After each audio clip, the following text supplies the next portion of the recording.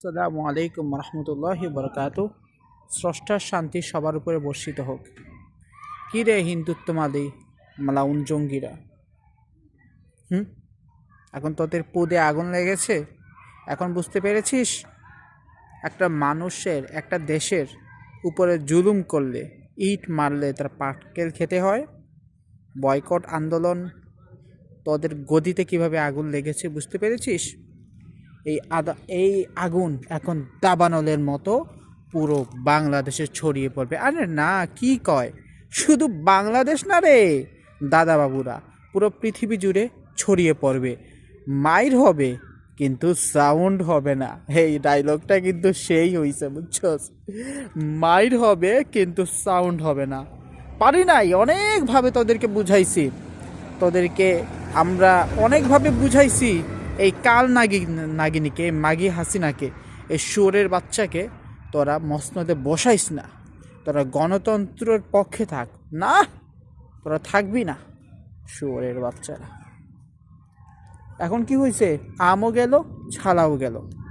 বাংলাদেশে এটা হয়ে যাবে রে ভাই। এটা আল্লাহ তাআলার পক্ষ থেকে আসছে এই বয়কট আন্দোলন। এখন এটা কি আর কেউ ঠেকাতে পারবে? আমাকে বল, তোদের যোগ্যতা আছে যে ঘরে ঘরে নিয়ে এই তোদের মাল প্রোডাক্টগুলো ডেলিভারি করবি, কেউ কিনবে? আরে বেটা, বাংলাদেশে যত মানুষ আছে, ওই মানুষ মাত্র যদি 20% মানুষ যদি বয়কট আন্দোলনে সাড়া দেয়, এখন তো প্রায় 40% মানুষ সাড়া দিছে। যত দিন যাবে তত বাড়বে, বুঝছস? সাদা জঙ্গিরা, সন্ত্রাসীরা, গোমূত্র পান করিস, আবার নিজেদেরকে অনেক বড় বড়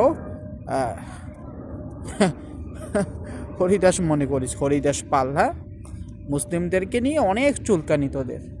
বহির্বিশ্বে দেখোস না রাজনীতি কীভাবে সমীকরণ পাল্টাই গেছে?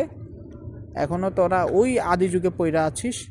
শালা, কত নিকৃষ্ট তোরা!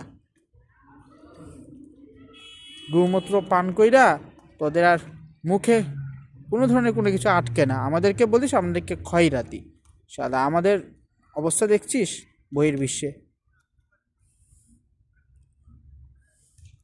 দেখ, তোরা তোদের হাসিনা নিয়ে থাক, তোরা তোদের নিয়ে থাক, এখানে থাইকা তোরা নিজেরা যায় গিয়া হুগামার, বুঝছস? না, আমাদের জনগণের তো তোদের দরকার নাই। আমাদের জনগণের তো তোদের দরকার নাই। তোদের দরকার হাসিনা নিয়ে থাকবি তোরা। হাসিনা তোদের প্রতি বছর শুধু তোদের প্রতি মাসে তোদের পেঁয়াজ কিনবে, আলু কিনবে, রসুন কিনবে, বুঝছস? কিনে কিনে শুধু হুগামারা খাবে, বুঝছস? শালা, মাইর হবে কিন্তু সাউন্ড হবে না।